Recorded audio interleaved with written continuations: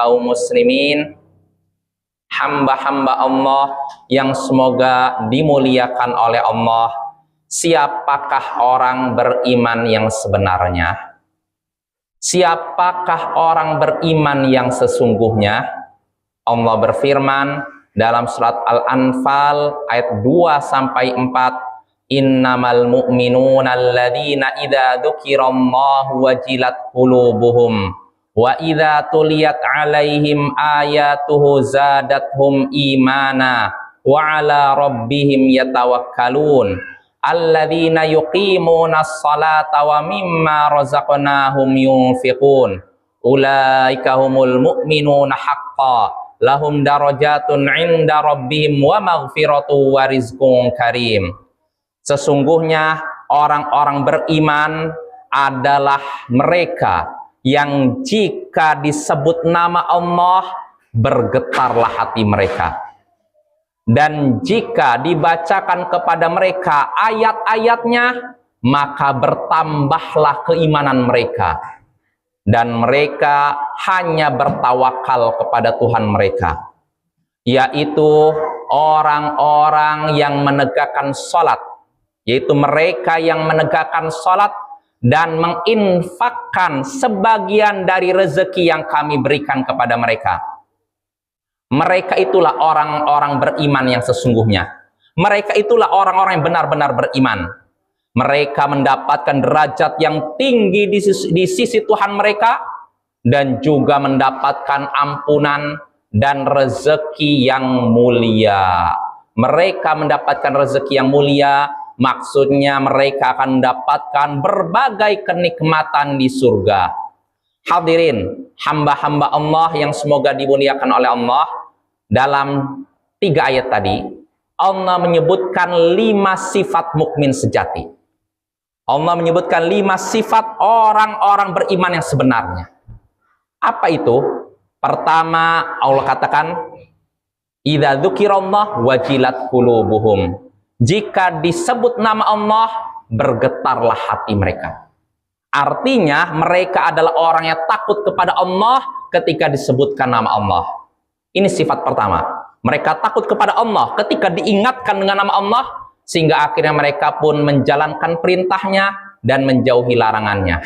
Ini pertama. Lalu kedua, Allah katakan, jika dibacakan kepada mereka ayat-ayatnya, bertambahlah iman mereka.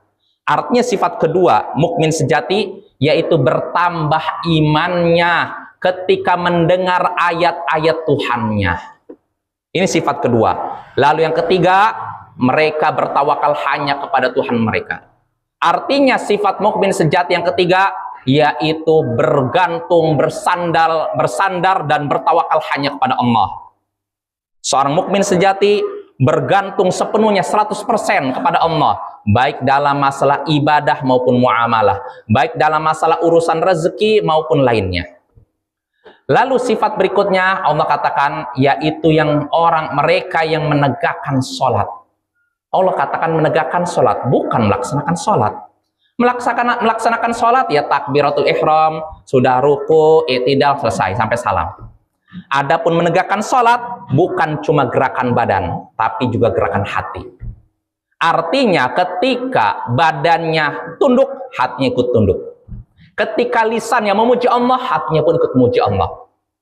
Ketika dia mengucapkan Allahu Akbar, Allah Maha Besar, maka hatinya merasakan kebesaran Allah, merasakan keagungan Allah.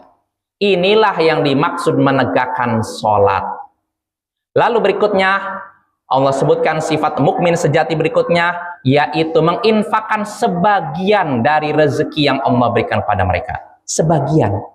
Allah perintahkan bagi kita mengeluarkan sebagian pemberian Allah, bukan semuanya. Itulah 5 sifat yang ada pada mukmin sejati. Siapa yang memiliki 5 sifat ini, maka dia bisa dikatakan seorang mukmin sejati, yaitu orang beriman yang sesungguhnya. Hadirin hamba-hamba Allah yang semoga dimuliakan oleh Allah, dari 3 ayat tadi kita bisa mengambil beberapa faidah. Di antaranya pertama, keutamaan takut kepada Allah. keutamaan takut kepada Allah, dan itu merupakan sifat mukmin sejati. Itu sifat mukmin sejati, dan itu juga sifat penghuni surga. Allah berfirman dalam surat An-Nazi'at ayat 40 sampai 41, wa amma man khafa maqama rabbih wa nahan nafsa 'anil hawa fa innal jannata hiyal ma'wa. Adapun orang yang takut kepada kedudukan Tuhannya, takut kepada kebesaran Tuhannya, dan menahan dirinya dari keinginan nafsunya, maka sesungguhnya surgalah tempat tinggalnya. Dan disebutkan dalam Sunan Tirmidzi dari Ibnu Abbas, Nabi Shallallahu Alaihi Wasallam bersabda, "Ainani la tamassuhuman nar, ainun bakat min khasyatillah, wa ainun batat tahrusu fi sabilillah." Ada dua mata yang tidak akan tersentuh api neraka, kata Nabi. Ada dua mata yang tidak akan tersentuh api neraka, tidak akan kena jilatan api neraka. Siapa itu? Nabi menyebutkan, pertama, mata yang menangis karena takut kepada Allah. Menangis karena takut siksa Allah. Ini mata pertama. Yang kedua, mata yang terjaga di jalan Allah. Dia berjaga di perbatasan untuk menghadang serangan musuh. Nah, dua mata inilah yang tidak akan tersentuh api neraka. Nah, ini faedah pertama. Lalu faedah kedua yang bisa kita petik dari 3 ayat tadi, yakni orang beriman yang sesungguhnya, jika dibacakan ayat Allah, bertambahlah imannya. Makin bertambahlah keimanannya kepada Allah. Itu sebagaimana Allah sebutkan dalam surat At-Taubah ayat 124, wa idza ma unzilat suratun faminhum may yaqulu ayyukum zadatu hadhihi imana. Jika turun suatu surat, maka di antara mereka akan berkata, siapa di antara kalian yang bertambah imannya? Allah katakan, fa ammal ladzina amanu fazadathum imana wa hum yastabsyirun. Adapun orang-orang beriman, bertambah keimanan mereka, dan mereka pun merasa gembira. Mendengar ayat Allah, bertambah keimanan dan merasa gembira. Berarti hadirin, kalau kita mendengar ayat Allah, kita merasa panas, risih, ingin menyingkir, tandanya iman kita melemah atau hilang. Na'udzubillah min dzalik. Lalu faedah berikutnya yang bisa kita petik dari 3 ayat tadi. 3 ayat tadi menunjukkan bahwasanya iman itu bertambah dan berkurang. Bisa bertambah dan bisa berkurang. Bertambah karena ketaatan kepada Allah, dan berkurang karena kemaksiatan kepada Allah. Dan inilah keyakinan Ahlus Sunnah wal Jamaah. Iman bisa bertambah dan berkurang, dan tidak satu tingkatan atau satu keadaan saja. Lalu faedah berikutnya yang bisa kita petik dari ayat tadi juga, keutamaan bertawakal kepada Allah, bergantung kepada Allah. Karena itu merupakan sifat mukmin sejati, sifat orang beriman yang sesungguhnya, dan itu adalah sifat yang Allah cintai. Allah berfirman dalam surat Ali Imran ayat 159, fa idza azamta fatawakkal 'ala Allah, innallaha yuhibbul mutawakkilin. Jika engkau sudah membulatkan tekadmu untuk melakukan suatu urusan, tawakallah kepada Allah. Serahkanlah urusanmu kepada Allah, bergantunglah kepada Allah. Sesungguhnya Allah mencintai orang-orang yang bertawakal kepadanya. Lalu faedah berikutnya yang bisa kita petik dari 3 ayat tadi, keutamaan orang yang menegakkan sholat. Sebab itu merupakan sifat mukmin sejati, sifat orang beriman yang sesungguhnya, dan itu adalah sifat orang yang beruntung. Allah sebutkan dalam surat Al-Mu'minun, qad aflahal, dari awal, qad aflahal mu'minun alladzina hum fi salatihim khashi'un. Sungguh beruntunglah orang-orang yang beriman. Sungguh beruntunglah orang-orang yang beriman. Seperti apa sifat orang beriman? Allah sebutkan pada ayat setelahnya, yaitu mereka yang khusyuk dalam sholat mereka. Khusyuk artinya tunduk, merasakan keagungan Allah ketika sholat. Nah, sholat yang seperti ini tentu saja benar-benar sholat yang sempurna, luar dalam. Bukan sholat di lisan saja, bukan sholat di anggota badan saja. Nah, orang seperti ini, kata Allah, beruntung. Bahkan pada ayat ke-11 berikutnya, di beberapa ayat setelahnya, Allah katakan, ulaika humul warithun alladzina yarithunal firdausahum fiha khalidun. Mereka itulah orang-orang yang akan mewarisi, yaitu mewarisi surga Firdaus. Mereka kekal di dalamnya. Hadirin, hamba-hamba Allah yang semoga dimuliakan oleh Allah. Lalu faedah berikutnya yang bisa kita petik dari 3 ayat tadi, yakni keutamaan zakat. Zakat adalah sifat orang yang menunaikan zakat adalah orang yang punya iman, termasuk tanda keimanan sempurna pada dirinya. Dan itu juga merupakan tanda orang tersebut akan beruntung. Sebab disebutkan dalam surat Al-Mu'minun tadi, walladzina hum lizzakati fa'ilun. Dalam ayat keempat Allah katakan, dan merekalah orang-orang yang menunaikan zakat mereka. Lalu pada ayat setelahnya Allah katakan, ulaika humul warithun alladzina yarithunal firdausahum fiha khalidun. Mereka itulah orang-orang yang akan mewarisi, yaitu mewarisi surga Firdaus, surga paling baik, dan mereka akan kekal di dalamnya.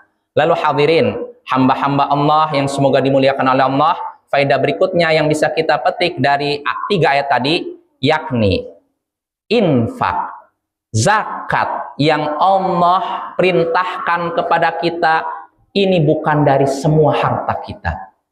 Karena Allah katakan, mereka yang menginfakkan sebagian dari rezeki yang kami berikan kepada mereka. Artinya yang Allah tuntut dari kita cuma sebagian kecil. Kalau misalkan emas dan perak cuma 2,5%. Kita punya uang 100 juta, dikeluarkan 2,5%-nya. Sangat kecil. Maka bagaimana bisa kita pelit sekali untuk mengeluarkan zakat? Lalu faedah berikutnya juga yang bisa kita petik dari ayat tadi menunjukkan bahwasanya harta, kekayaan, jabatan yang ada pada diri kita ini murni pemberian Allah. Bukan karena kehebatan otak kita, bukan karena kegigihan kita, bukan karena kecerdasan kita. Karena Allah katakan, sifat orang mukmin sejati yaitu mereka menginfakkan sebagian dari rezeki yang kami berikan kepada mereka. Artinya uang yang ada di tangan kita ini bukan karena kehebatan otak kita, tapi karena murni pemberian Allah. Allah berfirman dalam surat An-Nahl ayat 153, "Wa ma bikum min ni'matin faminallah." Apapun nikmat yang ada pada kalian, maka itu dari Allah. Apapun nikmat itu, nikmat harta, jabatan, kekayaan, itu semua dari Allah. Maka sadarlah engkau wahai hamba Allah. Jangan menyombongkan diri di hadapan hamba-hamba Allah yang lain. Ketahuilah, hartamu itu sementara, jabatanmu sementara. Itu semua akan dipertanggungjawabkan di hadapan Allah. Karena itu bersyukurlah kepada Allah dengan cara menunaikan hak harta tersebut, yaitu menunaikan zakatnya. Fa'tabiru ya ulil absar. Lalu faedah berikutnya yang bisa kita petik dari 3 ayat surat Al-Anfal ayat 2-4, yakni mukmin, keadaan mukmin tidak satu derajat.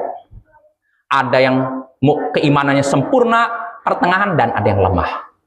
Berarti tidak satu derajat, dan itu sesuai dengan keyakinan ahlu sunnah bahwasanya iman bisa bertambah dan berkurang. Lalu faedah terakhir yang bisa kita petik dari 3 ayat tadi, Al-Anfal ayat 2-4, surga itu terdiri dari beberapa tingkatan dan derajat. Bukan satu tingkatan saja, bukan satu derajat saja. Maka yang disebutkan dalam Sahih Bukhari dari Abu Hurairah, Nabi SAW bersabda, "Inna fil jannati mi'ata darajatin a'addahallahu lil mujahidina fi sabilillah, ma baina darajatain kama bainas sama'i wal ard." Sesungguhnya di surga ada 100 tingkatan. Di surga ada 100 tingkatan Allah sediakan bagi orang-orang yang berjihad di jalan Allah. Jadi di surga bukan cuma satu tingkatan, ada kelas-kelasnya, 100 kelas, 100 tingkatan. Dan kata Nabi, antara satu tingkatan dengan tingkatan lainnya, jaraknya seperti jarak antara bumi dengan langit. Sangat jauh. Lalu Nabi memberikan anjuran kepada kita, fa idza sa'altumullah fas'aluhul firdaus fa innahu awsatul jannah wa a'lah. Kalau kalian meminta kepada Allah, maka mintalah surga Firdaus. Karena sungguhnya itu surga yang paling baik dan paling tinggi. Wa fauqahu arsyur rahman. Sebab di atas surga Firdaus ada arsy Allah.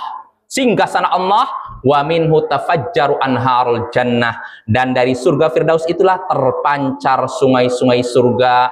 Kita mohon kepada Allah agar mengaruniai kita, memberikan kepada kita semua surga Firdausnya. Amin ya rabbal alamin.